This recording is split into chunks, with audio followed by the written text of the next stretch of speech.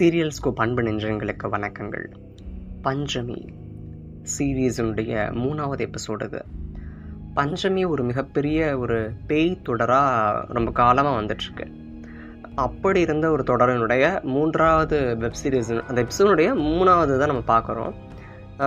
நான் சொல்லியிருந்தேன் திருவிழான்ற ஹிண்ட் மட்டும் கொடுத்துருந்தேன் லாஸ்ட்டு வீடியோவில்.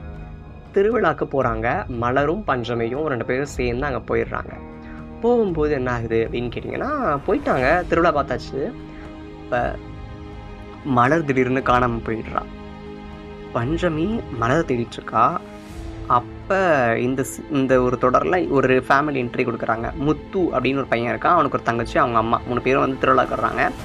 அந்த முத்துன்ற பையனோடைய தங்கச்சி சொல்கிறது, அண்ணா நீ வேகமாக கல்யாணம் பண்ணிக்கோ, நீ கல்யாணம் பண்ணிக்கலன்னா அம்மா அப்படி தான் ஒவ்வொரு திருவிழாவாக கூப்பிட்டு போய் உனக்கு பொண்ணு பார்த்துட்டே இருக்கும், தயவுசெய்து வேகமாக ஒரு கல்யாணம் பண்ணிக்கோன்னு சொல்கிறாங்க.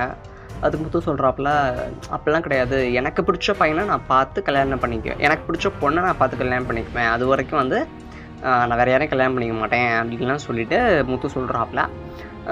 சொல்லிகிட்டு இருக்கும்போது என்னென்னா, முத்து என்ன பண்ணுவார்னா, அவரோட தங்கச்சி கையை பிடிக்கிறதா நினச்சி பஞ்சமியோட கையை பிடிச்சிருவார்.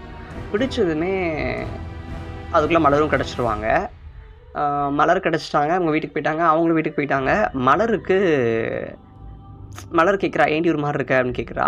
பஞ்சமி சொல்கிறா, நம்ம அன்றைக்கி ஒரு பையனை பார்த்தோம்ல திருவிழாவில், அந்த பையனை திருப்பி பார்க்கணும் போல இருக்குது அப்படின்லாம் சொல்லுவாங்க. அந்த பையனை பிடிச்சிருக்குன்னு தோணுது, எனக்கு அந்த பையனை கல்யாணம் பண்ணிக்கலாம்னு தோணுதுன்னு சொல்லிட்டு பஞ்சமி மலர்கிட்ட சொல்கிறா.